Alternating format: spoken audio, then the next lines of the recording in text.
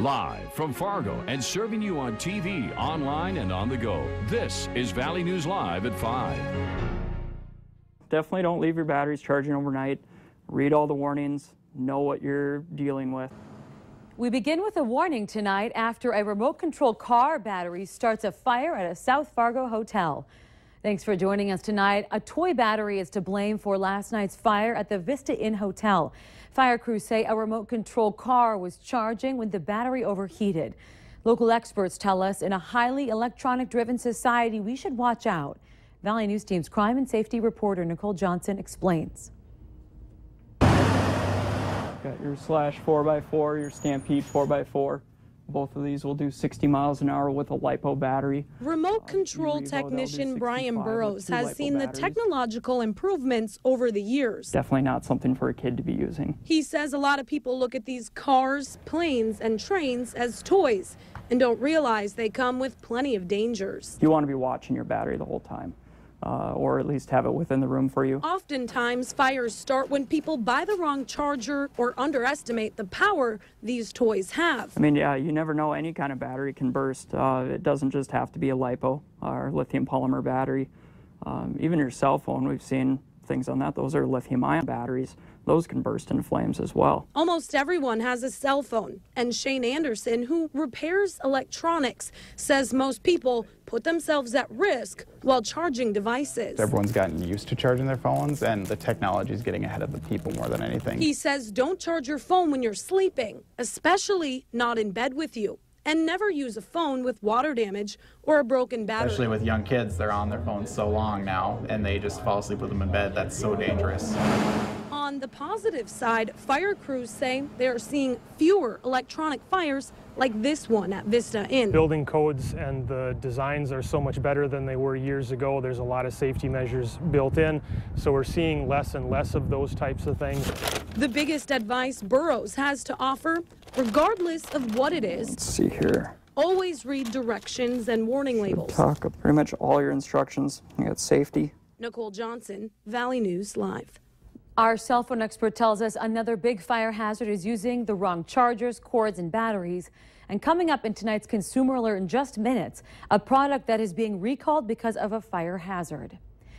A man found guilty of murder and burglary of a Grand Forks man will spend the rest of his life behind bars. This morning, a judge sentenced Delvin Shaw to life in prison without the possibility of parole in connection with the June 24th shooting of Jose Lopez. Authorities say Shaw and Demetrian Welch knocked on Lopez's apartment door, kicked it in, waking the people up inside. The two confronted Lopez, and after a struggle, Shaw shot Lopez 3 times. Welch has pled guilty to murder and conspiracy to commit burglary and was sentenced to 8 years in prison. If you need help uncovering fraud and corruption in your community, call our whistleblower hotline at 701-237-6576. Leave your tip and a member of our investigative team will go to work and expose the truth. Well, it's another beautiful, sunny and warm summer day out there. Look at this stunning view of these beautiful sunflowers. Hopefully the weekend is going to be just as beautiful. Let's find out with meteorologist Robert Hahn. Robert? Yeah, no sunflowers not waving around nearly as much as they were over the past several days. Still a touch of a breeze out there, but not as bad as a couple of days ago and not as bad as yesterday either. Today's temperatures, nice. Temperatures right now in the 70s and some 80s. 75 in Roseau, 77 Thief River Falls, Detroit Lakes, and Wadena.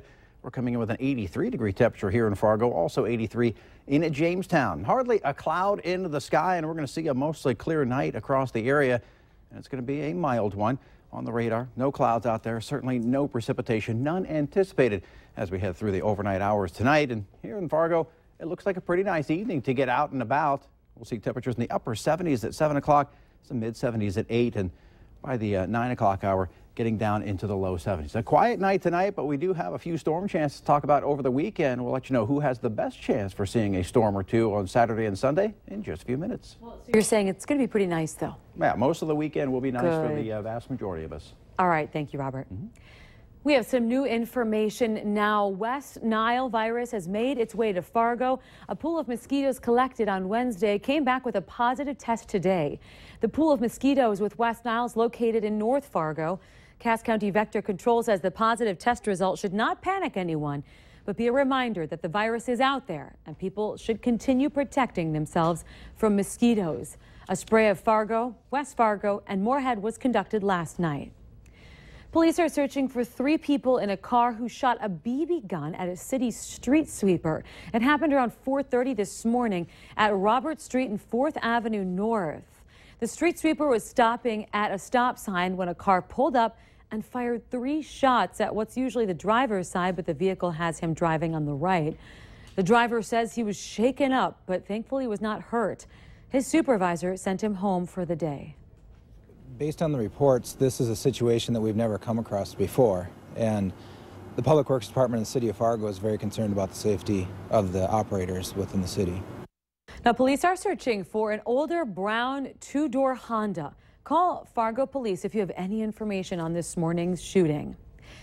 It's Friday, time to get a look at this week's Valley's Most Wanted. Police say 27-year-old Clifton Cannon is wanted for delivery of a controlled substance within 1,000 feet of a school.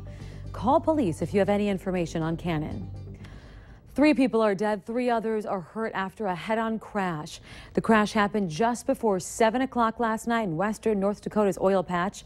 The North Dakota Highway Patrol says that a car headed east tried to pass a truck, but there was an SUV coming at them in the westbound lane. Troopers say the car tried to get back in the eastbound lane, but hit the truck and then spun and hit the SUV head-on. 3 people in the SUV died, a 30-year-old man from Idaho, 27-year-old man from Michigan, a 22-year-old man from Watford City. Another man in the SUV, a 55-year-old from Watford City, was hurt. The 2 men in the truck, a 26-year-old from Michigan, 52-year-old from Ohio, were both hurt. The 19-year-old woman driving the car was not hurt. North Dakota and Minnesota will soon be seeing some big changes as several laws are going into effect this weekend. On the Minnesota side, the vulnerable user law begins on August 1st. This law increases the penalty for causing a fatality or great bodily harm to another person while committing a reckless driving offense. The penalty is a gross misdemeanor with up to 1 year in jail and a $3,000 fine. Also starting August 1st, repeat text offenders will have to pay a hefty fine. Under the new law, drivers face a $225 fine for second and subsequent violations of texting, in addition to the current $50 fine. And Minnesota residents making minimum wage, you're getting a raise. On Saturday, workers will make $9 an hour. This is the state's second of 3 annual minimum wage increases. On the North Dakota side, a new electronic cigarette law goes into effect. It's prohibiting minors from using, possessing, or purchasing electronic smoking devices, alternative nicotine products, or any of the component parts, and requires child restraint packaging for liquid nicotine containers as well. And gun rights are expanding. Concealed carry permit holders will be able to pack heat at liquor stores, at public rest areas, and now public parks. And tonight at 6, we found out what you think about that concealed carry law expanding. The legal battle over the former Fargo-Moorhead toll bridge is over. The North Dakota Supreme Court has ruled that a district judge in Fargo made the right decision when he ordered the bridge company to give ownership of the bridge to the cities. A deal signed in 1986 said the bridge company would turn it over after 25 years. The owners wanted an extension, saying they needed more time to pay off debt. It also asked for $108,000 that was spent on maintenance over the years. For some, it's just a hobby. For others, though, it's a passion. Home brewing beer has captivated many right here in the Valley. Home Brewing Companions is a group meeting once a month to talk about all the products, the styles, and methods of brewing. They also judge each other's beers once a month. And club members say you don't even have to brew any beer to become a member. It's a great mix of people that are in it for the science of it. Some are in for the art of it and the craft aspects. So we have a really diverse group, and it's just a chance to get to enjoy and sit around and have a few drinks once a month. We have a link to the group's website on valleynewslive.com. Just look under our hot button. If you're looking for something to do this weekend, the Grand Forks Police Department's annual police auction is tomorrow. They'll be auctioning off about 50 vehicles and more than 100 bikes. Doors open at 9. Auction starts at 10 a.m. The auction will be held at the Grand Forks Police Department's impound lot. All property must be removed within 5 days.